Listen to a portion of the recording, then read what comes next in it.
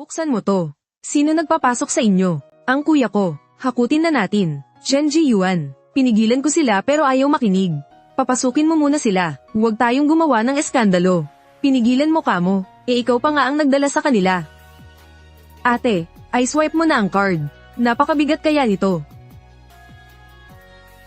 Nagbigay ng dot ang pamilya Chen. Kaya karapatan naming tumira sa bahay na ito. Hindi ito bahay ng mga Chen. Papasok ako kahit anong mangyari. Jianing, buksan mo ang pinto. Hindi, pinipilit mo talaga ako. Kayo ang namimilit sa akin. Kuya, huwag ka nang makipagtalo. Maghihintay ako. Makikipasok tayo sa ibang tao. Sige, paano man kayo makapasok ngayon? Lahat ito ire-record ko. Ibaba mo ang camera mo. Paalisin mo ang pamilya mo ngayon din.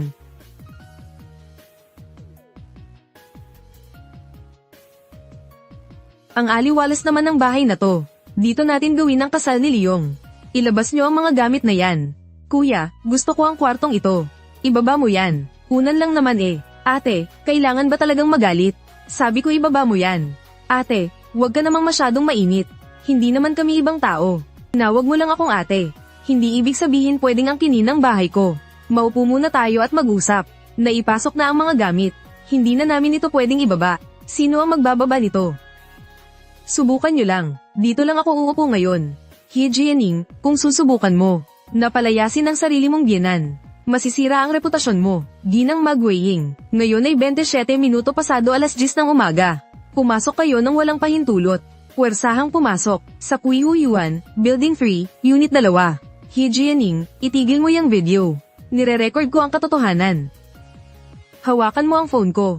At pati ang pagtatangka mo, ay ire-record ko rin. Simula ngayon ito na ang magiging bahay natin sa syudad. Burahin mo yan. Bahay ko to kaya video ko to. Wala kang pakialam. Hindi mo to bahay. Ate, ang konti naman ng damit mo. Sayang ang espasyo sa malaking cabinet. Gagamitin ko muna ang kalahati. Labas mo yan. Huwag mo akong utos-utusan. Asawa mo ang kuya ko. Balang araw, kanya rin itong bahay. Pero lalong wala kang karapatan. Jianing, huwag ka namang ganyan. Narinig mo ba ang sinabi ng kapatid mo? Hindi niya alam, pero ikaw alam mo. Sabihin mo sa kanya, may parte ka ba sa bahay na to? Kuya, magsalita ka nga. Bumili ng bahay si ate bago ikasal. Para sa pagsasama nyo, di ba? Sa batas, sa'yo nga ito. Pero mag-asawa na tayo. Hindi na dapat nagbibilangan. Sunwen, nandito ako sa Kuihuyuan. Pinasok nila ang bahay ko. Ipadala mo sa akin ang number ni Teacher Liang Cheng. Bakit ka tatawag ng ibang tao? Dahil wala kayong respeto sa hangganan. Hahanap ako ng taong respeto. Miss He, ako po si Liang Cheng. Pinapanta ako ni Sunwen para idokumento ang sitwasyon dito. Gulo ito ng pamilya namin. Hindi namin kailangan ng ibang tao. Hindi ako nakikialam sa pamilya. Nagtatala lang ng pagmamayari. Anong ire-record mo? Tumira ako sa bahay ng manugang ko. Masama ba yun? Kanino po nakapangalan ng titulo? Ang dokumento ang masusunod. Hindi ang mga tawagan. Miss He, ayon sa dokumento, nang walang pahintulot mo, bawal itong angkinin ng iba. Miss He, kailangan din naming i-record bilang admin ng building.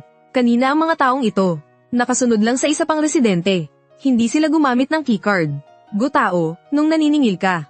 Ang tamis ng dila mo. Ngayon, kinakampihan mo pa ang iba. Arapihin ang asawa ng may-ari. Tita Ma, nagsusulat lang po ako ng totoo. He Jianing, gusto mo ba talaga? Palalin ang sitwasyong ito. Kayo ang sapilitang nagpasok. Miss He, pwede mo silang paalisin.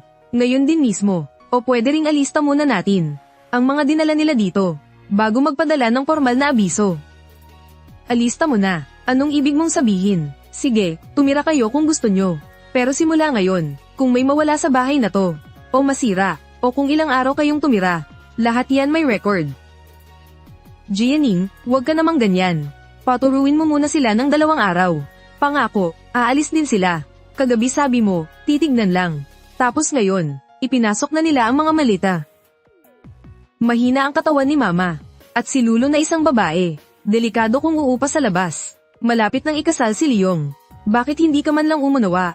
Dahil sa mga kahirapang nararanasan nyo, hindi ang bahay ko ang magbabayad. He Jianing. Kung papayag kang tumira sila ngayon, huwag kang magsisi sa huli. Hindi ako ang magsisisi dito. ibaba mo ang baso ko. Umiinom lang bawal pa. Ate, napakadamot mo naman. Personal na gamit ko yan. Magkapamilya tayo. Anong paki sa personal o hindi? Ang laki-laki ng bahay mo. Mas masaya kung marami tayo. Ngayon ay 12 minuto pasado alas 9 ng umaga. Sa mesa ng sala, may 6 na basurahan ng takeout. 2 mantsa sa carpet. Isang sirang halaman sa balkonahe.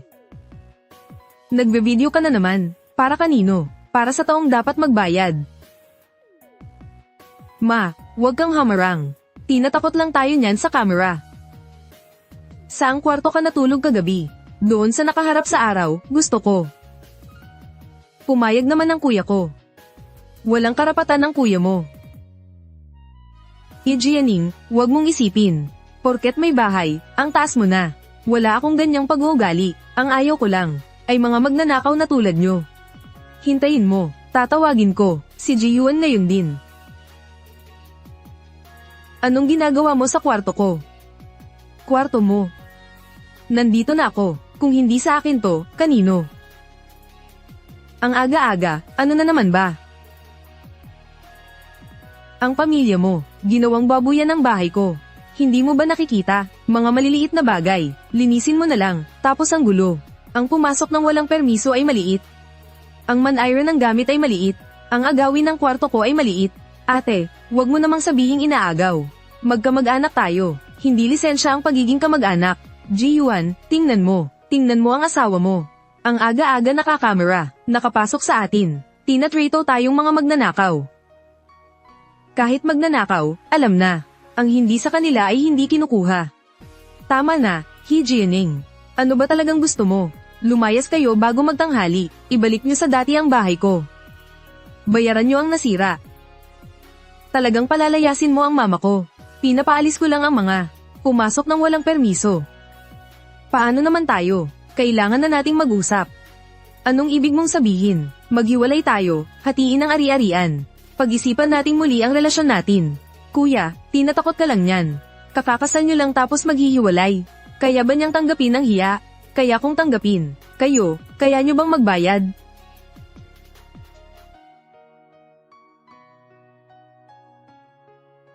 Huwag mo akong hawakan. Gusto mo ba talaga akong ipitin ng ganito? Ikaw ang pumili ng landas na yan. Pwedeng tumira sandali ang mama ko. Gaano ba kalaki ang kukunin ni Lulu? Sa paningin mo ba, bahay mo lang ang habol ko? Jianing, 3 taon nating pinagsamahan. Itatapon mo na lang ba? Bago mo sila pinapasok dito. Naisip mo ba ang 3 taon natin? Lumayas kayo bago mag alas 12. Ipapasa ko ang report. Paano kung hindi kami umalis? Makakatanggap ka ng formal na kaso. Ipapasa ko sa'yo mismo, sa opisina mo, sa pamilya mo, sa kapatid mo. Bawat video na ipinadala, isa-isa kong itatabi bilang ebidensya. Matagal mo na ba itong pinlano? Hindi ko ito plinano.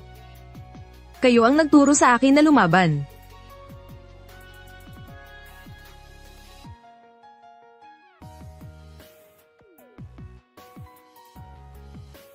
Dati hindi ko naisip na aabot sa ganito. Dahil noon ay inisip kong pagmamahal ang namamagitan sa atin.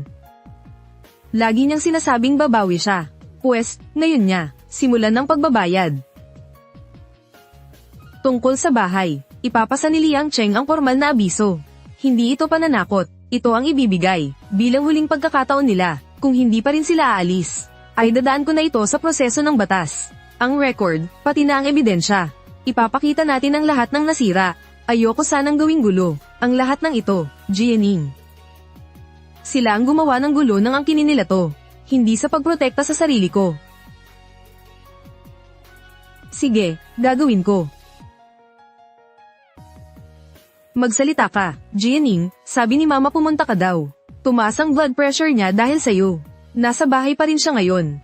Pwede bang, huwag pa na ibahay ang bukang bibig mo. Tao ang mama ko, hindi siya gamit. Hindi ko sinabing gamit siya. Ang sinasabi ko ay ang bahay ko. Talaga bang dahil lang dito, sisirain mo ang bagong kasal natin? Ang some-ire sa kasal na ito. Hindi ang maliit na bagay na to. Ano pala? Ang alam mo nang hindi ako sang-ayon. Pero pinilit mo pa rin silang pumasok. Nagkamali ako. Ayusin ko na ngayong gabi. Huwag ka munang kumuha ng abogado. Huwag mong hayaang tawanan tayo. Huwag kang pumayag. Lumayas kayo bago mag-alas 6.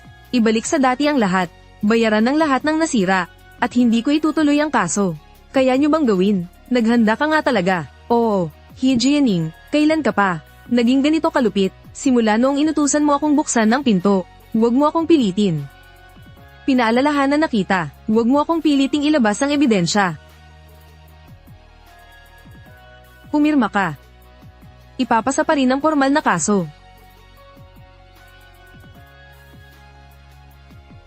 Miss He, ngayong hapon ay hindi pa sila umaalis. Sa CCTV ng hallway, nakita si Chen Liong na nagakyat ng 2 kahon pataas. Anong oras? 3:47. Naisave ko na ang screenshot.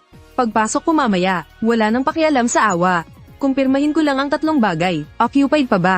May nasira ba? At nakaalis na ba sila? Sige. Hahaha, sabi mo aalis kami bago mag-alas 6. Sinabi ko ring hindi ako aalis. Kung sabihin mong umalis ako, aalis ako. Ako ang legal na tagapayo ni Miss He. Nandito lang ako para iabot ang abiso. Wala akong balak makipagtalo. Ang galing naman itong abogado mo.